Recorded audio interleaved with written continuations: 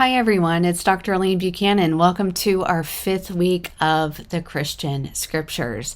So we have passed the top of the hill or the top of the mountain, and we are actually on our way downwards now, and we only have really a few weeks left of our class. So week 5, 6, and then 7. So what I want to do today for our announcement is just talk a little bit about week 5, but I'd like to spend most of our time talking about the Summative Project because it is coming up and it will be here before either of us realizes it. Okay, so for week 5, we still have our quiz, we have our discussion board, and we have our weekly ALA. Now, in regards to the ALAs in particular, I want to encourage you to go back to the feedback that has been provided to you on previous ALAs. Okay, so not just what's in the generalized comments, but go back and look at your turnitin.com submission, and there are comments there as well. Okay, it is really, really, really important to make sure that you are following the instructions. The guidance has been provided for you. Most of you are doing really, really well with that, and some of you are on the way to doing that really well. The reason for that is because following those instructions will help set you up for success, for tremendous success with your summative project. Not following those instructions, it's going to make it harder, significantly harder to do really, really well with your summative project. So please, please, please pay attention to the feedback that's being provided to you, because I really, really want for you to be completely 100% successful with our time together. All right, so you're going to see a couple of pages flipping, and that's just because I'm going to go to our summative project in week 7, and I want to talk through what needs to happen with this. Okay, so this is going to be on page 17 of your syllabus. This is part B. So part A is essentially turning in your course evaluation, and then also submitting 3 to 5 sentences about the focus of your summative project, and it also needs to include a thesis statement. Okay, so that is part A, and that can be seen on page 16 of our syllabus. But like I said, we're going to spend our time looking at page 17, Okay, so for the final summative project, what you'll need to do is provide an introduction to the paper. So the introduction should actually take the reader, in this case the reader is me, from the beginning of your paper all the way through to the end of your paper. And it does also need to include a thesis statement. Okay. So then you also need to provide summaries. So every single ALA that we've done, you need to take the entire ALA, so the entirety of ALA 1, and summarize it in summarize the main point of ALA in a paragraph. And so a paragraph is going to be right around 3 to 5-ish sentences in length. Okay, so a summary for each week. So week 1 ALA, take the feedback that's been provided to you into consideration, summarize it in a paragraph. Same for week 2, week 3, week 4, week 5, and week 6. So we're in week 5 right now. But anyway, hopefully you get the point.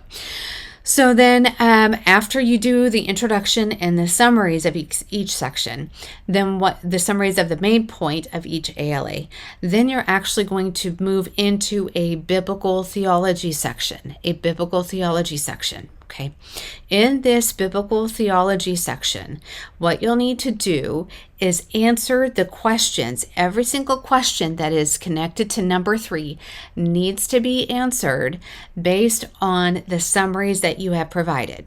Okay. So essentially what's happening is we're looking at the individual passages, and we're exploring what that means overall for Scripture, okay, based on the passages that we've looked at. Okay.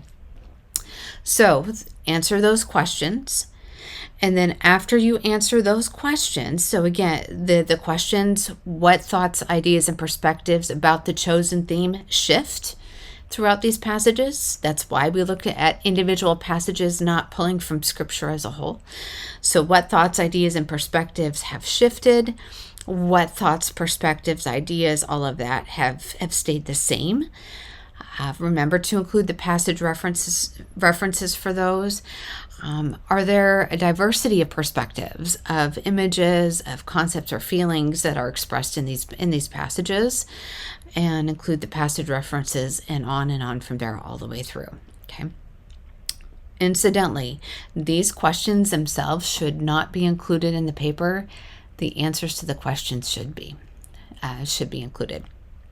Right, and then we also have our conclusion after that. So that's half page to a full page in length.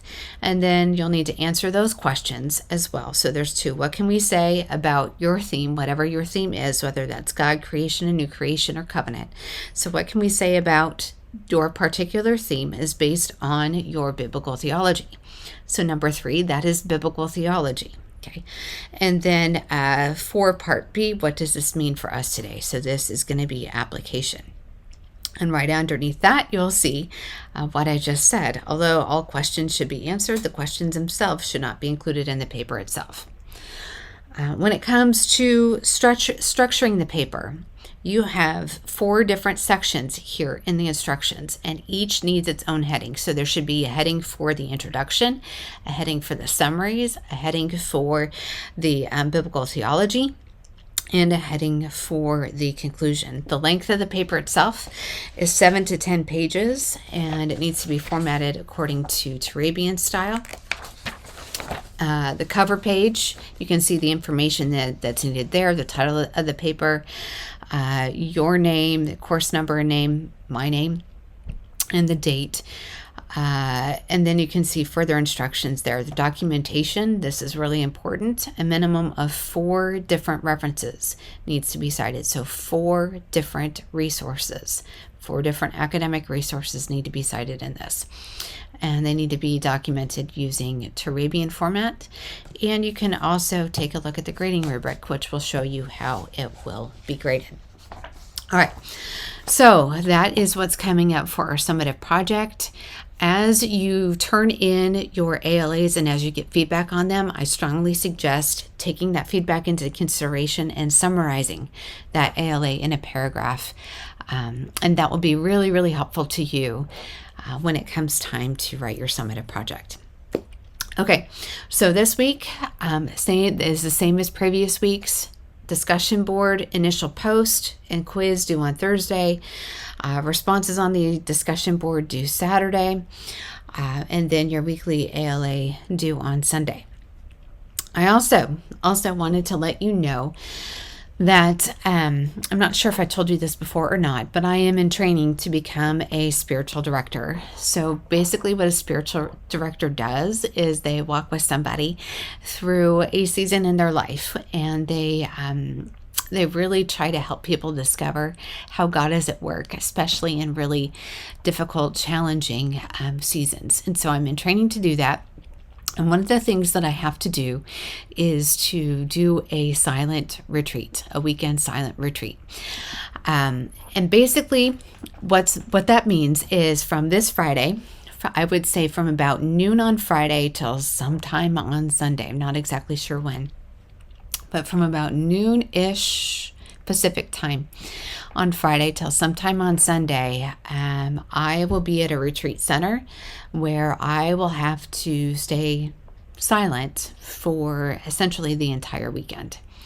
That also, from what I understand, includes no electronics. Okay, so basically what that means is that if you send me an email, if you send me a text message, if you call me, sometime over the weekend, chances are really high I'm not going to be able to get back to you until Monday. Okay, so I just wanted to let you know that that is what's happening. If you do have questions, if there's something that you need to talk about or that you want to talk with me about, feel free to get in touch with me by no later than, we'll say, Thursday night. And then that way I'll be sure to respond to you. Okay, so with all of that being said, it's so good to be on this journey together with you.